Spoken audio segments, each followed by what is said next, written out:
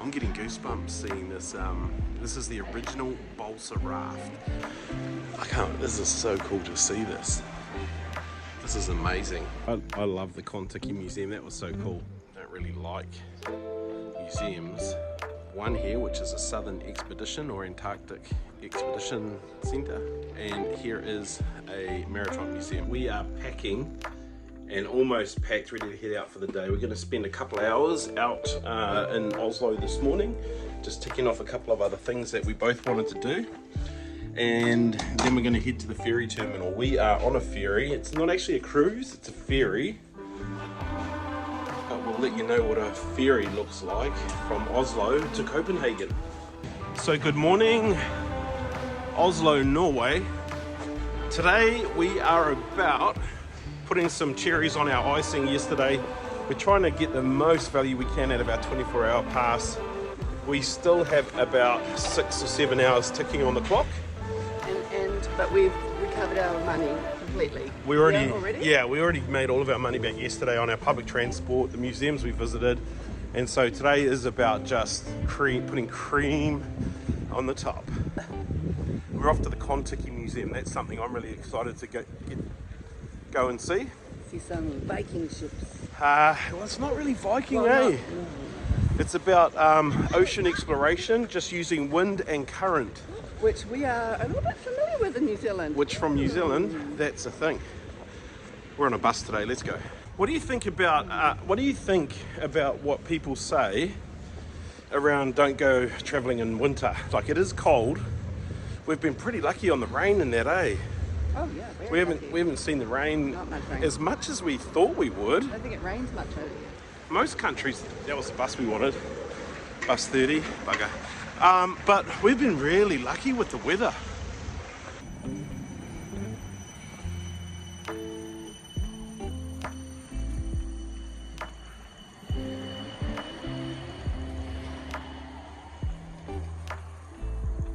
So Oslo has, and Norway generally, is a very wealthy country. We just learned earlier this morning about the 1.5 trillion in oil reserves that they have just tucked away because they can't spend it. But they obviously do spend some money making places look pretty.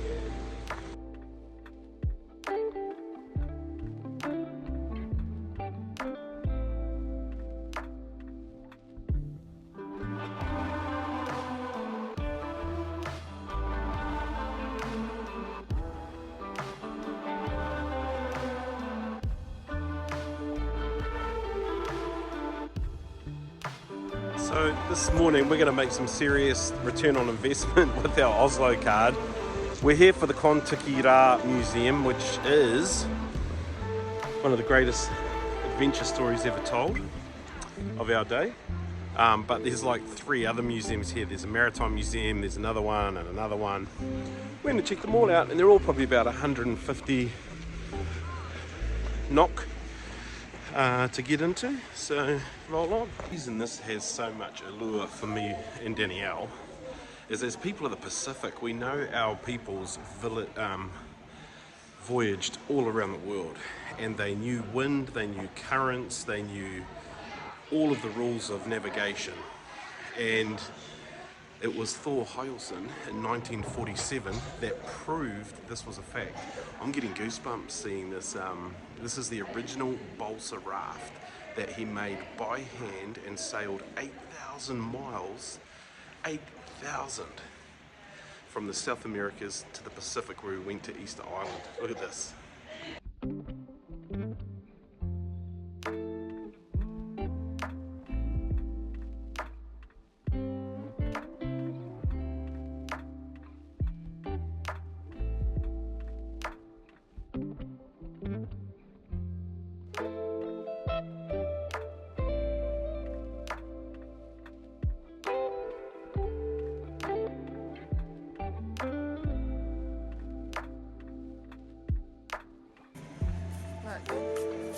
It reminds me of hummus. That's how light it is. It's like a big piece of hummus. It's so light. How awesome. Amazing. These are the 6 guys that sailed on the Kon Tiki. 5 of them were Thor Heyerdahl's companions. This is so cool to see this. This is amazing. Now I think it's because I'm from the Pacific. I don't know. If you've ever watched the movie or seen the documentaries around its travels, it's easy to get excited about.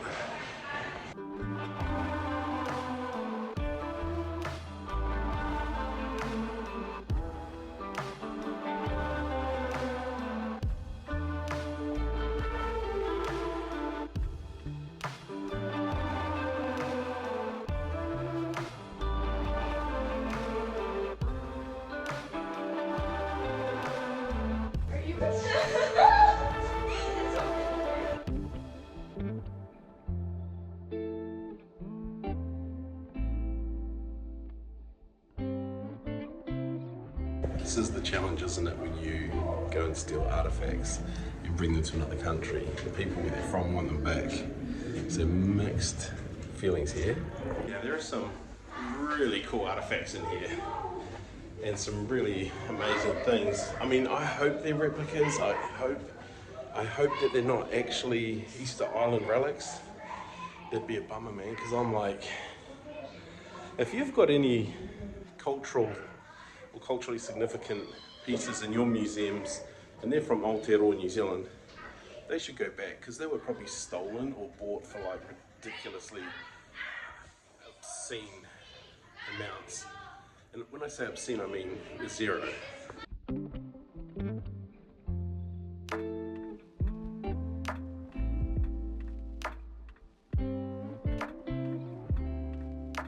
Well, Thor Heyerdahl wanted to prove that you couldn't just sail in a balsa wood boat somewhere, but you could also do it in a reed boat. So he made a reed boat and sailed across the Atlantic Ocean.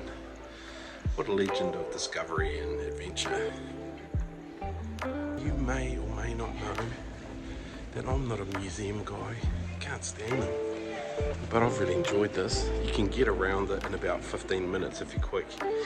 If you want to have a really good look, it'll probably take you an hour or 2 hours even to watch and read everything. I've enjoyed it here. This is a cool museum and I'm so glad I've come. I love the Kon Tiki Museum. That was so cool. Danielle is fine tooth comb reading every little thing in there. But the good thing is here, even though I don't really like museums, there's one here which is a Southern Expedition or Antarctic Expedition Centre. Might be Northern actually. And here is a maritime museum. I'm going to check that out because I like boating. I've spent all my time in the Kon Tiki Museum. It was a really cool museum. Lots to read and just to see the replicas of the boats and what they're made from and how they prove that our people came from South America. It was just, yeah, it was really awesome. Loved it. We are now inside the Maritime Museum. So mix of artworks and practical things around the ocean here that are historic. They make a boat. We're right by the water, so they record all the maritime stuff. So let's go check it out.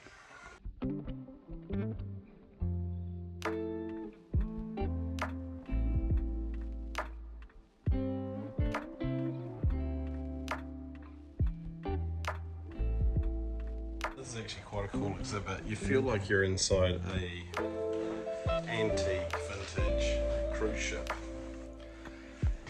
People were very short and also very skinny on these boats. I can barely fit through some of them.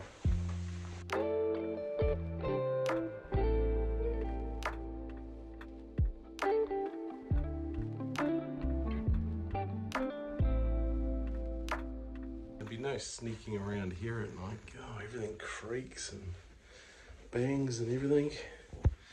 Look at this cool room though, it's got an ensuite. I'll tell you what, we're going to have a problem if we get to our cruise ship. I mean our ferry ride and the rooms look anything like these. Oh yeah. Okay, that's a replica model of the 1914 boat Sandnes that used to take 80 odd people around in the Bergen, Norway area. quite cool to see that, actually.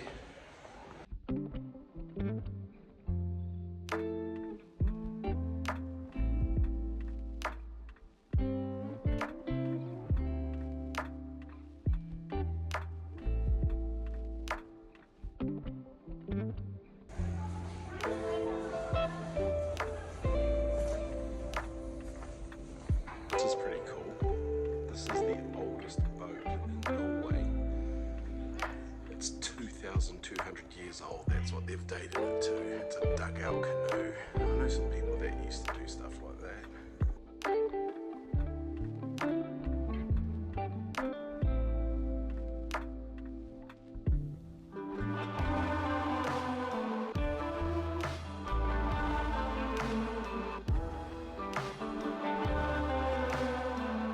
Okay, well, it's really cool to know that Viking boat practices made by hand with wood, minimal metals, is still alive and well.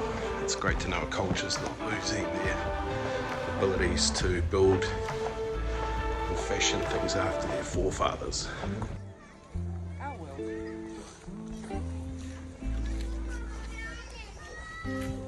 That these museums are all so close together, so it means you're not travelling far to get your dollar's worth on the Oslo pass. But we're just going to check out the waterfront now while we're here.